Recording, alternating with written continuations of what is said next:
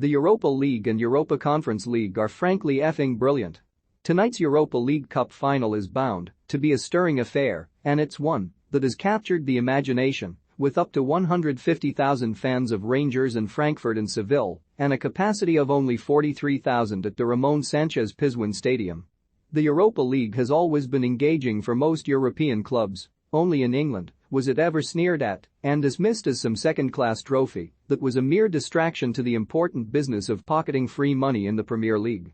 So it was no surprise that the Europa Conference League's introduction this campaign also received the curled lip sneer from those hypnotized Premier League advocates who would rather fight it out for a 12th place finish than have to play clubs they've never heard of from somewhere called abroad.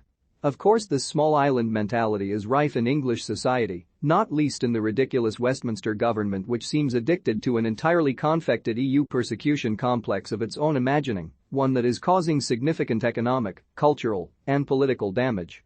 Given how many people voted for this deluded and dishonest bunch of intellectually undernourished frauds, we shouldn't be surprised that European tournaments are thought by many to be second-rate, at least if large amounts of money are not on offer. However, both the Europa League and Europa Conference League have been a fantastic success for those not too blinkered to see the truth. They have given competitive European football to a whole host of clubs that will never qualify for the Champions League. They add variety and interest to a season. They provide entertainment whose motivation isn't ever more money. They feel more inclusive. Here are tournaments with 4 teams in the finals who do not play in the Premier League. This is brilliant for those of us for whom a little bit of our soul dies every time a player, manager or pundit stridently declares the Premier League is the best in the world. These tournaments are at least a small bulwark against such witless propaganda, especially, in this case, for Rangers. As I have said many times, Scottish football is put down in England by people who don't watch it. It isn't even scouted by some top-flight clubs, so far beneath them do some consider it to be.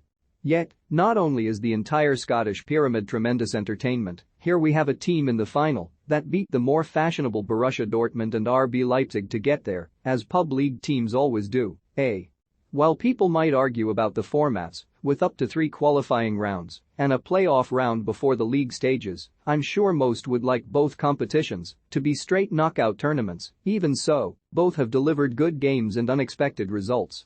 Rangers v Frankfurt is a final between 2 teams that rarely win European finals, once in 50 years for Rangers, once in 42 for Frankfurt.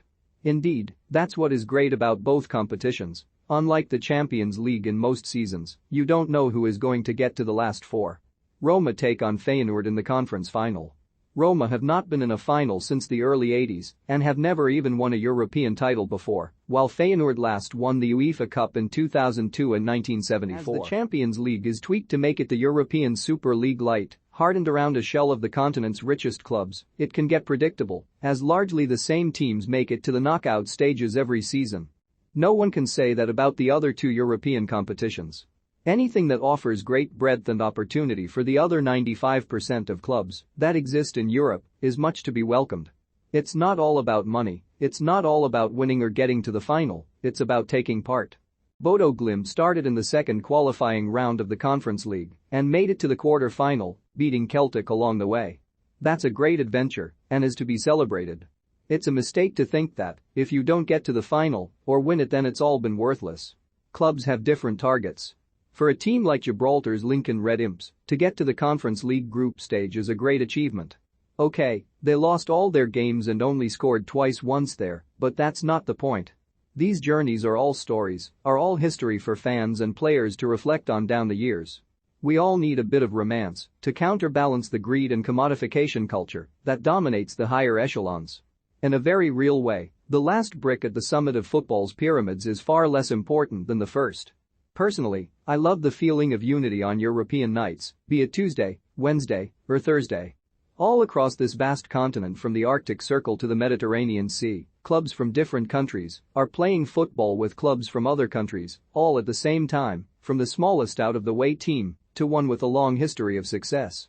There is something wonderful in that, at least if you're not a Eurosceptic, or indeed a Eurosceptic, as my typo initially had it. At a time of war in Europe, the Conference League and Europa League have been an illustration of the commonality of all our peoples. Those in charge are intent on sowing division and hatred. Don't believe their lies. They are liars and they lie all the time, they're lying now and now and now. Let European football be our truth.